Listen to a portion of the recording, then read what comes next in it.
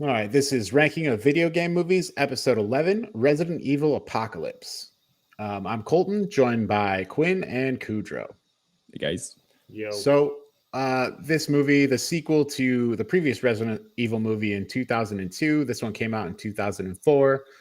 Also starring Mila Jovovich. You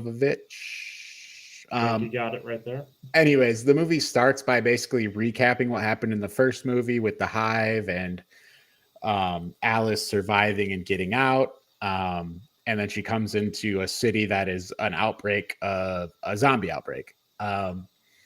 So this movie kind of goes through the whole thing where Umbrella is trying to contain the outbreak in the city. As the outbreak starts, panic ensues in the city. Then we get to introduce some of our other characters. We have Jill, who is some sort of STARS officer, some kind of police force. So then she barges into the police station like she knows what's going on. Umbrella then eventually says this is a contamination zone, the whole Raccoon City, and nobody can leave. And they basically lock everything inside the city to seal it off to contain the outbreak. There's a guy named Dr. Ashford who's some high up at Umbrella. He oversees a division there, and his daughter is inside the city. So he's trying to get a hold of his daughter, but they're saying the city's sealed.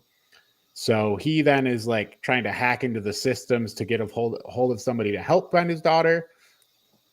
While this is happening, Alice ends up meeting up with a group of other people. Eventually it ends up where we have the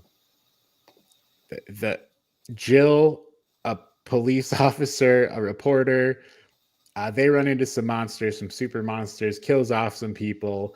Eventually we get to the point where we have Alice together with Jill, and while this is happening, the Nemesis program is getting activated, and you got the Nemesis, who was the other guy who survived from the last movie, went and got turned into a super monster by Umbrella, and now he's roaming around trying to hunt down the STARS police officers, which I don't know if the movie ever tells you who STARS is or why they're important, but Nemesis is hunting them down and also hunting down Alice. And they eventually come to a fight where Alice has to fight the Nemesis monster, but he has some thoughts that go back to his original self and not the Nemesis, and he doesn't kill Alice. And he kills all the people that are trying to capture her.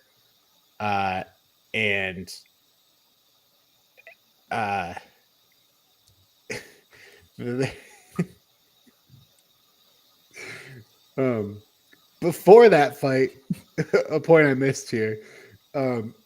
Everybody converges to this school where Dr. Ashford's daughter is, they all get together. They figure out Raccoon City's getting nuked tomorrow, and that's before Nemesis finds them.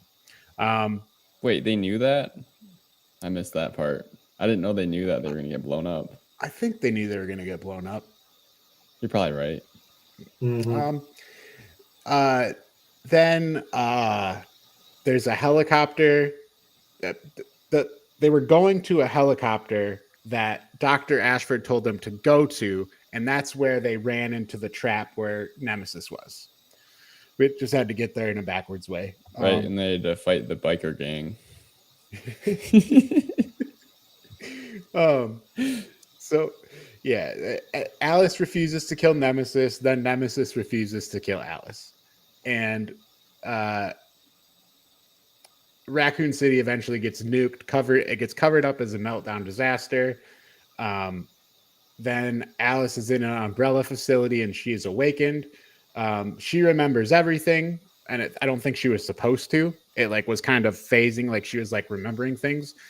So anyways, she violently attacks everyone on her way out. The crew picks her up in disguises. Then the Umbrella guy says, he goes over the intercom, he says, "Let him go." And then they exit, and then in the cheesiest fashion, he's like, "Program Alice activated." And then that's the end of the movie. It shows Alice's POV. Yeah, It's right. like She's they can she's see. the program now. So that was a bit of a convoluted description. Go ahead, Quinn. Just my two, like before I forget them, the first bad thing I thought about this movie is some of the physics in the scenes. Yeah. Like when the guy jumps out of the helicopter, Dude. just straight jumps out. Oh and my then God. somehow they like just stop him midair right, yeah. before he hits the ground. Amazing. Like, his body would be crumbling. He would have broken all of his limbs. Also, anytime Alice jumps through the air or from an explosion or something, the weirdest movements going on. I cannot. It's like you can almost see her being levitated. And then I think the worst offender was there was a scene with Nemesis where I swear to God, Nemesis just lifts up off the ground without like any movement. Just like levitates upwards. And it's in a way you could say, well, this is kind of like old video games, right? You know, so maybe it was intentional. Like, let's make it look more like the game. I mean, maybe they had her running down the side of a building. I started to laugh. Oh yeah, that one. I was dying laughing. It's littered with like really bad, like, you know, maybe they're just really reaching for it, and they didn't really have the budget to cover those things. I don't know. But we know the hero is gonna beat up all the bad guys, so it kind of doesn't really matter if you think about it. Yeah, did a lot of the stuff in this movie matter? No. I guess if we're okay, Jill is like the most video game character. She's so like, it's like they're like, okay, let's make her look exactly like a video game character, and she's also gonna kind of act like an NPC in a video game. She has like the weirdest. I just got that immediate vibe from her. This is Jill you're talking about? Yeah. It's funny you say that because I was reading a little bit after I watched this movie that apparently she like studied Jill Valentine's movement in the video games to more properly mimic her. Well, I guess that's kind of cool because I was like literally like, what? Why is she such a video game character? And partially the outfit too, probably, but like it just felt like she was like a video game character. She's like studying PS1 movements. She's like. It's like I went back to the original Resident Evil to really understand. That's commitment. It's one scene she's just stuck on a wall. Does it count as method acting? It should. Only if she's walking like that between the shots. Yeah. While we're talking about the characters, LJ, he was like, I think he was supposed to be the comic relief. Yeah. And like, it just didn't seem to make any sense with any of the scenes where he was just like what it's like he's just force fit into all these scenes where it's like, okay, let's make this dumb joke right here, and it's so dumb. Like where Nemesis like killed him, killed everybody around him. Yeah, and then he's like no threat, and it's just like, okay, sure. He drops his guns. Well, yeah, I guess that kind of makes sense because I mean, it seems like the people controlling Nemesis were just trying to kill the Umbrella Corporation operatives. So you're on their side. It sounds like you're on their side, Kudrow. I mean, honestly, if you want my opinion on this film franchise, I'm on the Red Queen side. The first movie, she was right all along. Kudrow's like, kill them all. They're waste. Hey, if the Red Queen had won, the second movie wouldn't have happened. The zombie apocalypse wouldn't have happened. World be a much. I mean, sure, the world has like a few hundred people less, not in it, but at least it's not like apocalyptic level event. It's true. Throwing that out there. So, I guess the story just didn't feel very interesting. It's kind of it's so boring, and then all the stuff you were saying, Quinn, about like the bad like action scenes, I guess you'd call it. Like, dude, why are they all wearing bike helmets? Okay, they're motorcycle helmets. Okay, remember the explosion scene where she runs out. Okay, the one where she lights the match and throws it through, and then the glass breaks and it goes inside. And then she turns around with a fire blanket, a massive explosion, right? just doesn't do anything. Like you forgot about like the explosion forces. Yeah, That was Well, there shouldn't have been an explosion at all. If the room isn't going to fill with gas that quickly. That's also true, not Kudra. that much. That's a very good point. What was the other one where she dropped her gun and then she somehow fell faster than her gun? Yeah. What? And Why? then shot. What is that? Like, how do you fall? Like, what? Yeah. No. And then she killed somebody through a camera. Oh yeah, her mind. Why? I don't know. She's Might have been somehow her nemesis powers. That's like the Star Wars thing where Leia goes out into space. Like, why did you need to do that? Like just unnecessarily like breaking logic, like within the Well, it is zombies, so. Well, I'd say that's not. One thing that kind of bothered me with the zombies, wasn't it like explained in the first movie that the T virus only reanimates recently dead bodies? The cemetery? Yeah. Somehow you have the long dead now coming back. Yeah, to life. I got that on my list too. Like, what? All of a sudden they're in the cemetery. Plot hole. Yeah, Kudra, I have the same one. I'm like, wait, why? How are these people coming up out of the cemetery? Another thing is, how long does it take? Like, it seems like there's a wide variance for how quickly people turn into zombies. Which I guess some variance, but it seems like the first movie we had that Michelle Rodriguez just going the whole movie bit. Right. And then this one, I feel like people were like, they had some instant turners. It was like right away. Maybe the virus was evolving.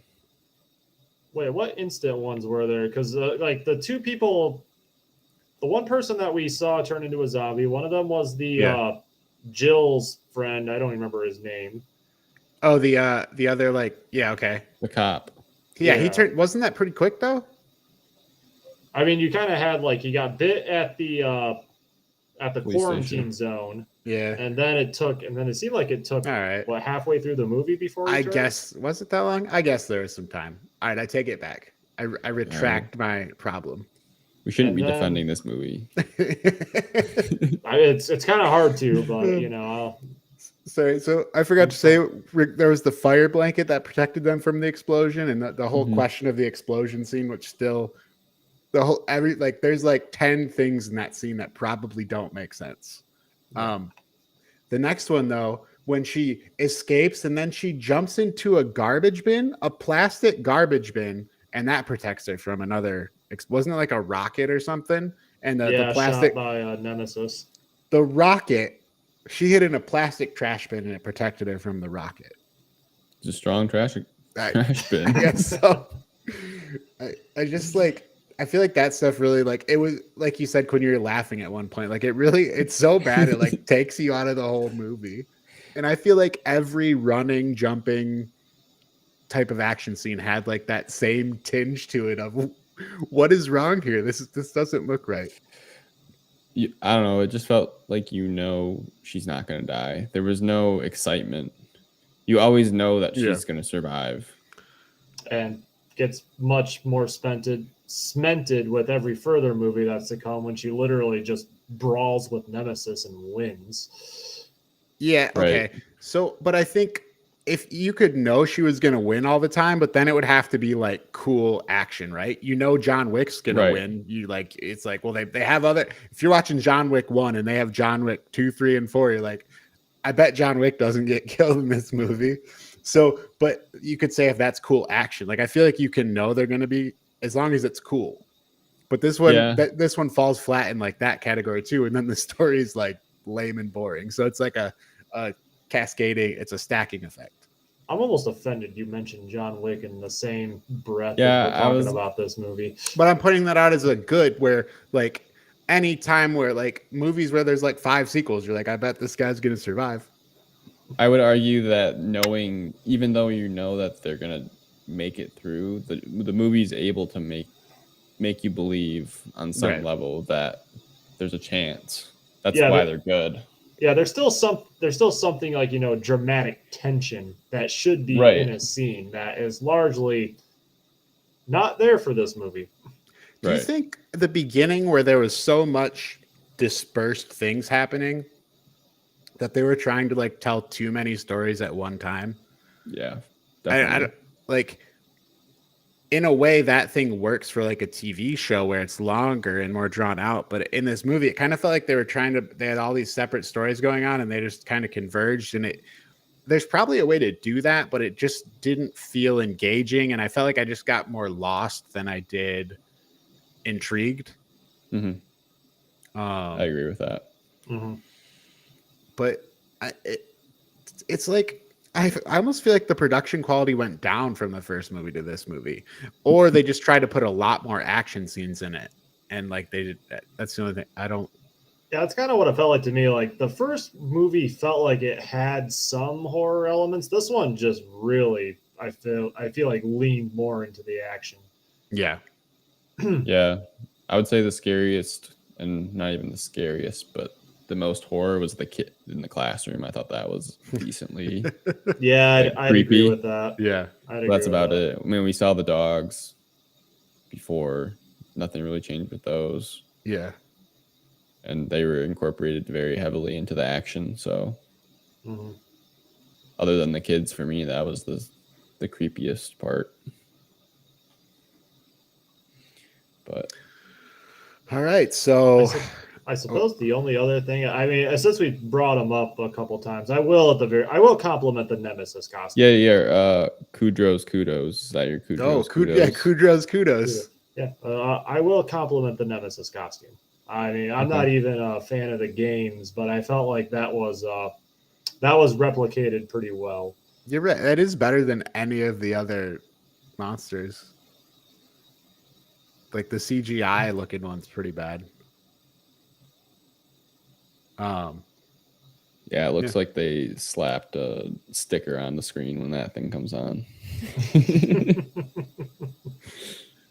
All right. Is anybody ready to give the first ranking?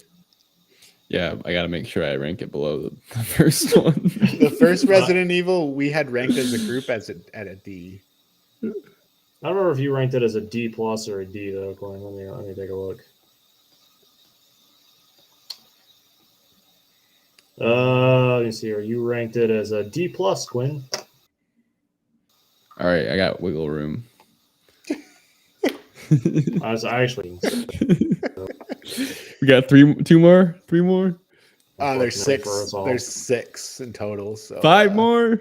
Oh, 4 more. God. 4 more. 4 more. I understand. Man, They only spaces are- it only goes down from here. So That's what I'm saying. No, this is the bottom. I'm confident this is the bottom. Bet. I wish I could believe you, but I just don't. I'll give you one more movie, Colton, to prove. I'm pretty sure that the third one is better than this one. It can't be. Well, no, it probably could be worse. I guess to me, I feel like I said earlier, it's like a stacking of bad things. Like there's no tension. Like you know she's gonna win.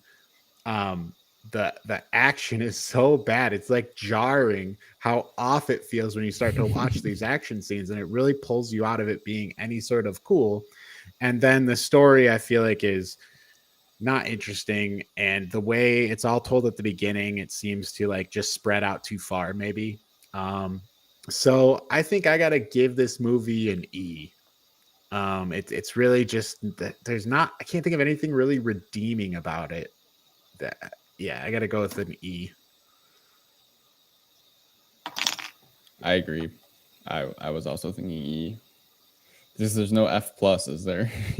No, it's like I don't think it deserves that. I deserve to put it in an F. Like it feels like above an F, but it's like really bad, but not like the bottom of the barrel. Yeah, I agree with that characterization. Yeah, it still isn't as bad as some of the things we've watched on Ranking a Cage. Oh.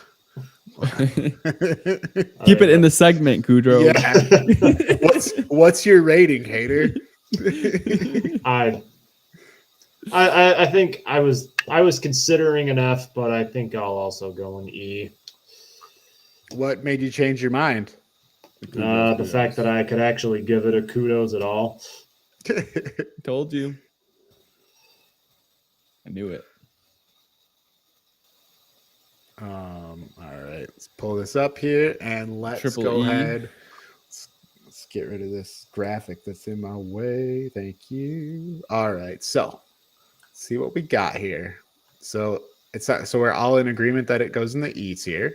Yeah. So currently our E tier goes Final Fantasy Spirits Within, Tomb Raider Cradle of Life, and Double Dragon. So I think, if you ask me, this movie's better than Double Dragon. I disagree. I think I had more fun with Double Dragon. All right. Double Dragon was pretty All fun. right, Quinn, it's up to you then. Do you think this goes above or below Double Dragon? Which way is below? Left, right? Yeah, like does it go a higher rank would be further left? A higher rank would be further left. Yeah, so I think, yeah. Well, Final Yeah. Fantasy was bad. It was. I think guys, should we put Final Fantasy Spirits Within in the F tier? Did we make a mistake? We can't. No, we did not. Okay. Am I being provoked? I feel like I'm being provoked. Yeah. All right. No, so I was just thinking about watching it. I'm trying to compare it to this. It's not good. So this is Kudrow's magnum All right. opus. Is I Final don't think it's Fantasy better movie. than Double Oh, Dragon. okay, All right. that's an exaggeration. I think. All right. So it sounds like Resident Evil is going to sit at the bottom of the E tier currently. It's sad to see where our E tier is in this current state, but yeah. So Resident Evil Apocalypse gets an E.